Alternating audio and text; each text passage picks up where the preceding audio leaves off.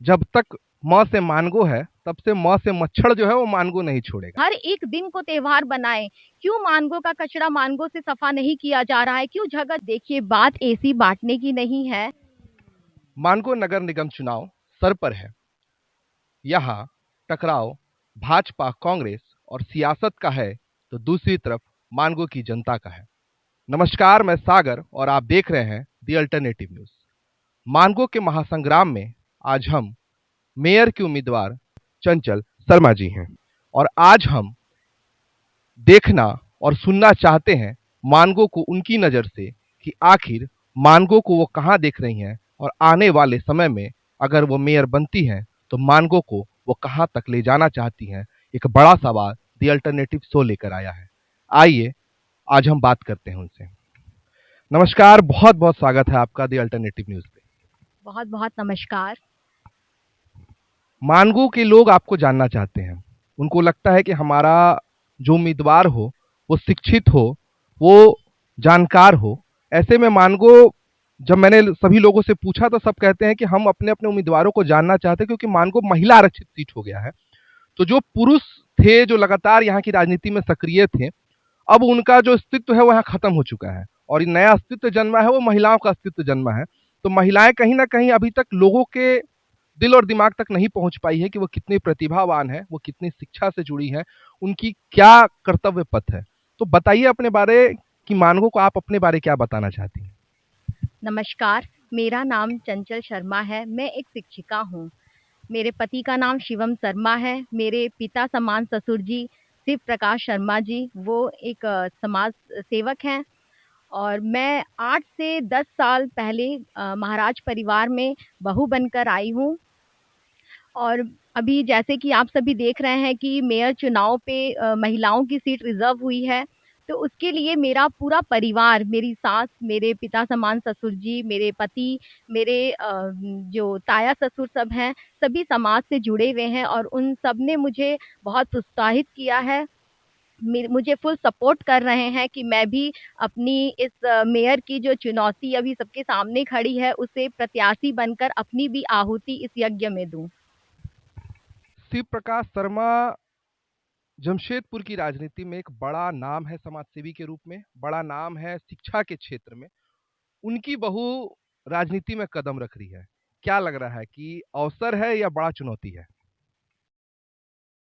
ये मैं ऐसा मानती हूँ कि मैं राजनीति के लिए नहीं, मैं सेवा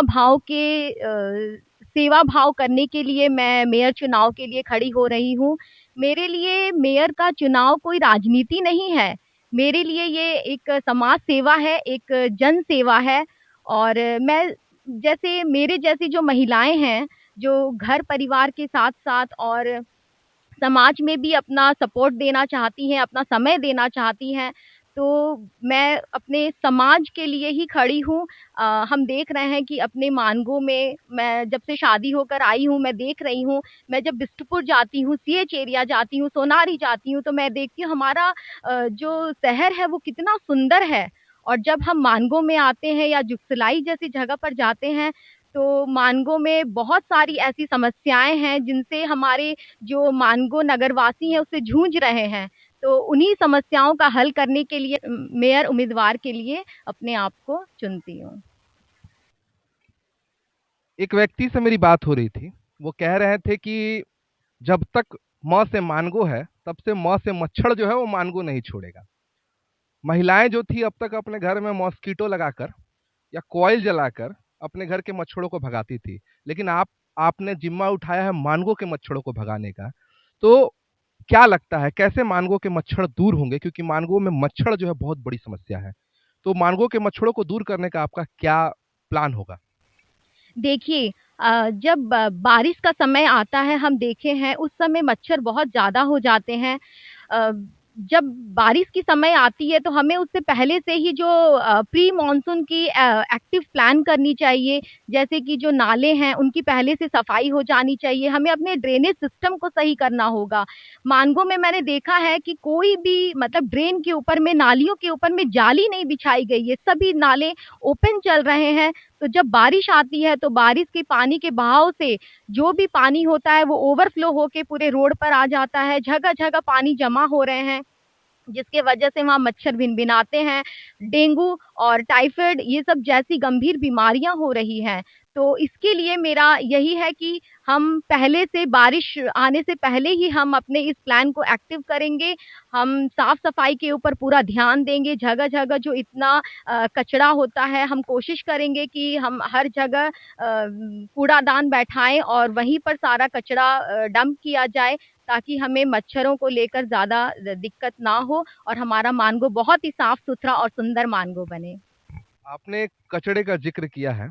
बीते 1 साल से मानगो का कचरा जो है वो बहुत बड़ा सियासत बन चुका है। पक्ष हो, विपक्ष हो, सभी कचड़ों को लेकर लगातार आंदोलन पे उतर आ रहे हैं, क्योंकि सड़कों पर बहुत जगह कचरा फेंका जा रहा है। यहाँ के कचरा को कहीं सही तरीके से खत्म करने का कोई स्थान नहीं है। तो मानगो को साफ रखने के लिए कचरा साफ करना होगा। तो मानगो नगर निगम को लेकर आपका क्या राय है कि आखिर वो कैसा काम कर रही है और स्थानीय जो जनप्रतिनिधि हैं, उनका क्या कर्तव्य है? देखिए, मानगो नगर निगम जो है वो आज भी है, लेकिन जो इस पद पर बैठे हैं उनको जो काम करना चाहिए वो काम हमें नज़र नहीं आ रहा है। जैसे कि आप देख रहे हैं कि मानगो नगर निगम की गाड़ियाँ, ये 20 से 25 गाड़ियाँ यहाँ होंगी, लेकिन सब खड़े-खड़े देखिए सब में जंग लग रही हैं। क्या अगर हम कंप्लेन करने जाएँ, तो पत्र देने जाएँ तो वो कहेंगे कि हमारे पास ड्राइवर नहीं है। हाँ, हो जाएगा, लेकिन वो काम होता नहीं है। तो इसका सबसे बड़ा कारण है कि जो इस सीट पर, जो इस चेयर पे बैठे हैं, वो अपने कर्तव्य का सही पालन नहीं कर रहे हैं। अगर वे चाहें तो देखिए, जैसे दुर्गा पूजा होती है, दिवाली होती है, ये सब त्योहारों पे किस तरह से हमारा मानगो पूरा क्लीन हो जाता है, पूरी साफ-सफाई होती है और हमें कोई कचरा देखने को नहीं मिलेगा। तो क्यों ना हम हर एक दिन को त्योहार बनाएँ? क्यों मानगो का कचरा मानगो से सफा नहीं किया जा रहा है? क्यों जगह-जगह इतने कचड़ों का पूरा डंप यार्ड बनते जा रहा है? इस पे हमें काम करना होगा। और जैसे कि डस्टबिन हो रहे हैं, जगह-जगह हम डस्टबिन बैठा रहे हैं, लेकिन उसका सही उपयोग भी नहीं हो पा रहा है। हम अगर मैं मेयर बनती हूँ, तो हम प्रयास करेंगे कि हम लोगों के घर-घर से कचरा निकलवाएँ और यही मेरी कोशिश रहेगी। मैं मानगो की बात नहीं कर रहा हूँ, भारतवर्ष की बात कर रहा हूँ। कई ऐसे जगह होते हैं जहाँ पे जनप्रतिनिधियों की बात जो है वो अधिकारी नहीं सुनते हैं। अगर चंचला शर्मा मेयर बनती है और कोई अधिकारी हो जो चंचला शर्मा की बातों को नहीं मानेगा, तो उसके खिलाफ, अच्छा, चंचल शर्मा की बातों को नहीं मानेगा तो उसके खिलाफ आपका रुख क्या होगा और कैसे आप अपनी बातों को मनवाएंगी? देखिए, जब हम एक पद पर आते हैं और हमारे साथ जो काम करते हैं, हम सभी को एक होकर काम करना पड़ेगा। अ, हमें मिलकर अपनी बात रखनी पड़ेगी और जो जनता फैसला लेगी, जो जनता के हित में होगा, हमें वही काम करना है। अगर बात नहीं मानी जा रही है, तो उस पर कड़ी कार्रवाई भी की जानी चाहिए। आप शिक्षिका हैं और भारतवर्ष में अभी बिहार विधानसभा चुनाव गुजरा है। इस चुनाव में एक बड़ा चीज देखने को मिला है कि गणित के महानायक कहलाने वाले केसी सिन्हा, जिसकी किताब शायद आपने भी पढ़ा है, हमने भी पढ़ा होगा, केसी सिन्हा जैसे व्यक्ति को चुनाव में वोट नहीं मिलता है और पैसे और बाहुबली के नाम पर बिहार जैसे राज्य हो चाहे झारखंड जैसे राज्य हो, यहाँ पे नेताएं, विधायक और सांसद बन जाते हैं। तो कहीं ना कहीं आने वाले समय में या फिर वर्तमान में शिक्षा का जो स्तर है वो राजनीति में शून्य होता जा रहा है। तो ऐसे में चंचल शर्मा एक शिक्षक होकर कैसे अपने आप को इस, कहते हैं कि मगरमच्छों के बीच में अपने आप को देख रही है? देखिए, अब वो समय नहीं रहा जब पैसा और पावर से ही पद को देखा जाए। पैसा और पावर नहीं है। हमारे जो अभी जो यूथ हैं और सब बहुत समझदार हो गए हैं और पढ़े लिखे हैं। सभी इस चीज़ को समझते हैं कि कौन इस जो भी प्रत्याशी खड़े हो रहे हैं, कौन इस पद के लिए अच्छा रहेगा, कौन समाज के लिए सेवा कर सकता है। देखिए, जो अपने पद पे हैं और अगर उनको और हाई पोस्ट मिल जाता है, तो उसके बाद लोगों को भी लगेगा कि हम इनसे मिल पाएँगे, नहीं मिल पाएँगे। हमारी जो भी समस्याएँ हैं वो हम किस तरह से उनसे जाकर बोलेंगे। तो मेरा ये मानना है कि लोगों को ये समझना चाहिए कि कैसे कौन है ऐसा जो खड़े हो रहे हैं उनमें से जिनके अंदर ये कैपेबिलिटीज हैं और जो इस चीज को समझ सके कि हाँ ये समाज सेवा करने के काबिल है, इनके अंदर वो है जो हमारी निजी जिंदगी में जो भी समस्याएं चल रही है मानगो में, जैसे कि हम देते हैं जल की, पानी की समस्या है, कचड़े की, साफ सफाई की समस्या है, ये हर चीज की समस्या को कौन इसका समाधान निकाल सकता है। समाधान निकाल सकता है, बड़ी बात है, लेकिन वर्तमान समय में राजनीतिक जो है वो पैसे के दम पर चल रही है। अभी आप देख रहे होंगे कि मानगो नगर निगम चुनाव का जो दौर चल रहा है और जितने भी मेयर के उम्मीदवार हैं वो कंबल वितरण कर रहे हैं। कंबल वितरण की स्थिति ऐसी आएगी, ठंड बोला कि मुझे अब यहाँ से भागना पड़ेगा, नहीं तो इन मेयर मेरी जान ले लेंगे, अगले साल मैं फिर नहीं आ पाऊंगा। और यहाँ से अब ठंड भी जा चुका है, चुनाव होते होते गर्मी आ जाएगा। क्या आपको लगता है कि मेयर के उम्मीदवार एसी बांटेंगे?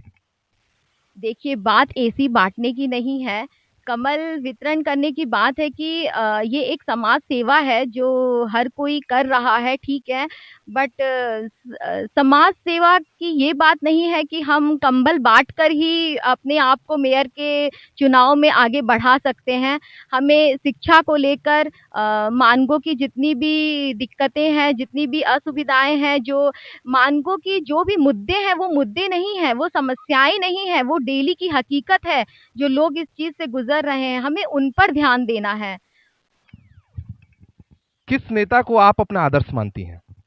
मैं अटल बिहारी वाजपेयी जी को अपना आदर्श मानती हूँ। जिस तरह मैं 20-30 साल से उस चुनाव को राजनीति को देखती हूँ, और रानी लक्ष्मीबाई को मैं उनसे बहुत प्रेरित हूँ, मुझे प्रेरणा मिलती है किस तरह उन्होंने अपने बच्चे को पीठ पर रख कर और पूरा युद्ध को लड़ा था। मेरे भी आज 2 बच्चे हैं, तो मैं भी आज अपने दोनों बच्चे को छोड़कर और इस मेयर के चुनाव में आगे बढ़ रही हूँ।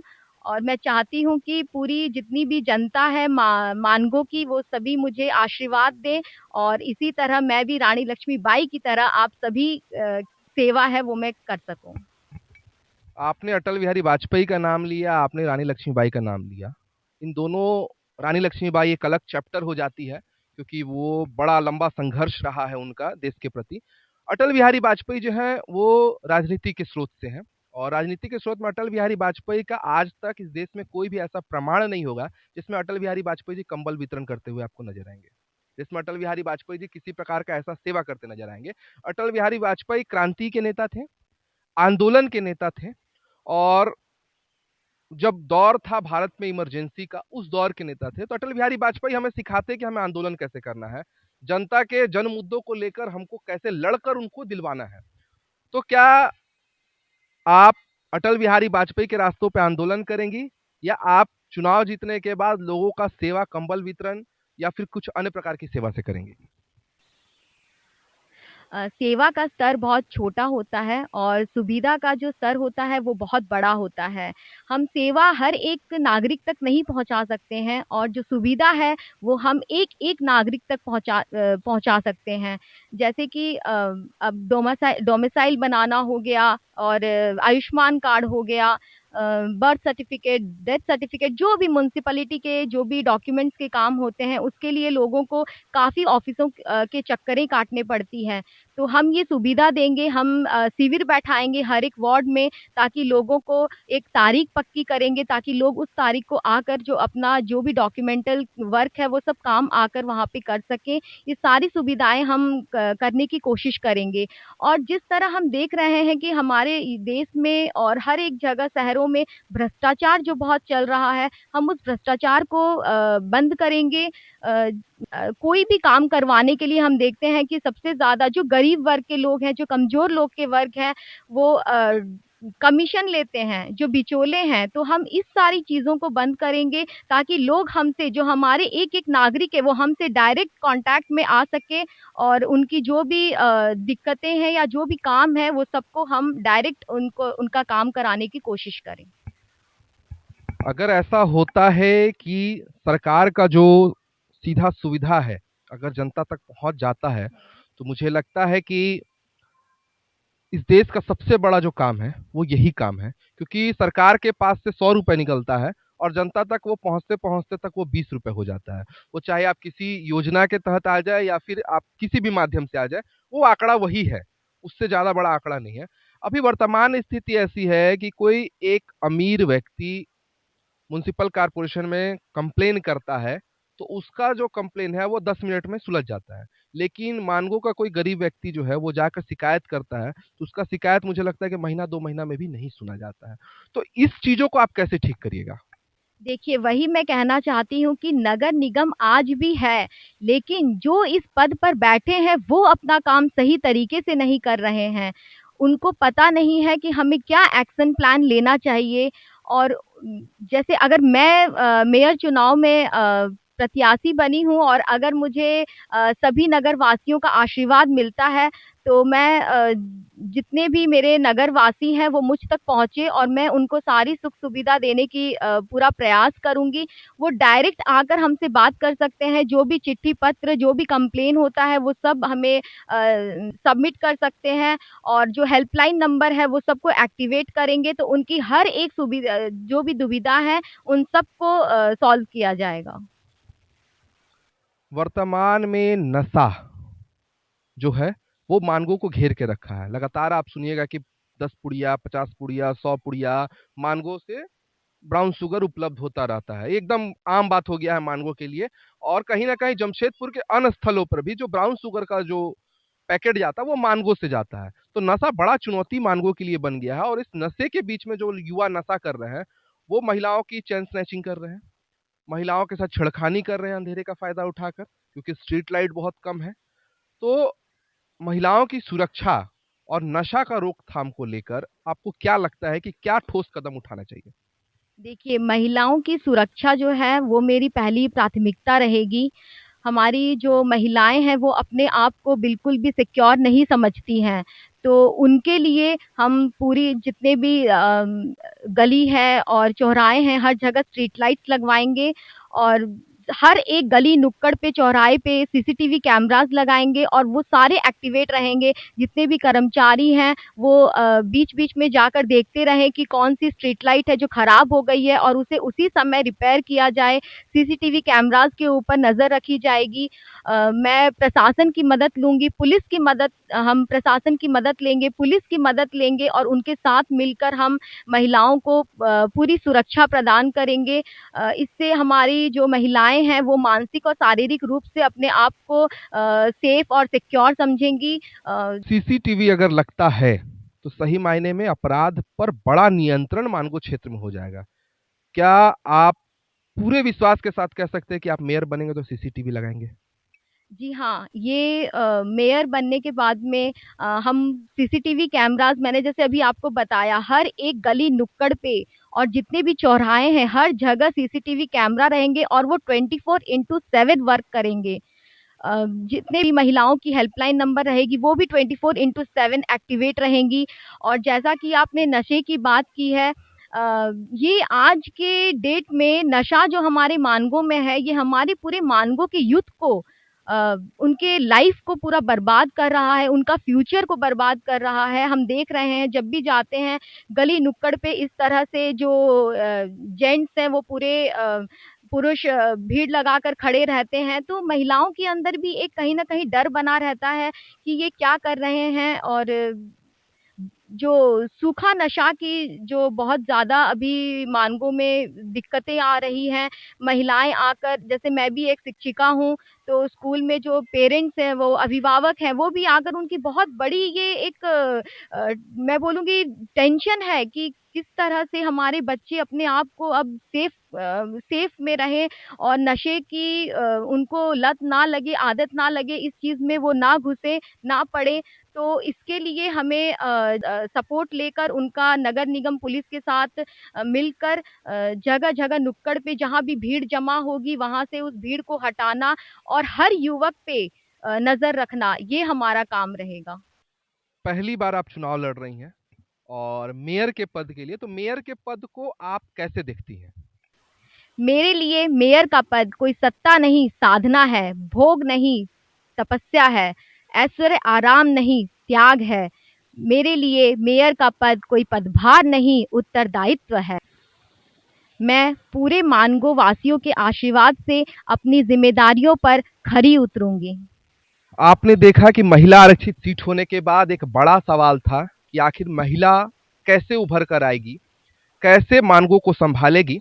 आज हमने यह साक्षात्कार चंचल शर्मा जी के साथ किया है और मुझे लगता है कि जितनी जानकारी आम पुरुषों को है, राजनीति में जुड़े हुए लोगों को है, उतनी जानकारी घर में रहने वाली महिलाओं को भी है, क्योंकि जिस तरीके से इन्होंने जवाब दिया, जिस तरीके से इन्होंने हर एक बारीकियों को, मानगो की समस्याओं को छुआ है, मुझे लगता है कि आने वाले समय में मानगो सही में विकास करेगा, क्योंकि मानगो को सुनने वाला, मानगो को समझने वाला ऐसी महिलाएं आगे आ रही हैं जिनके भीतर भाव है, जिनके भीतर कार्य करने की क्षमता है और जिनके भीतर लोगों का दुख, दर्द, पीड़ा दूर करने की ताकत है।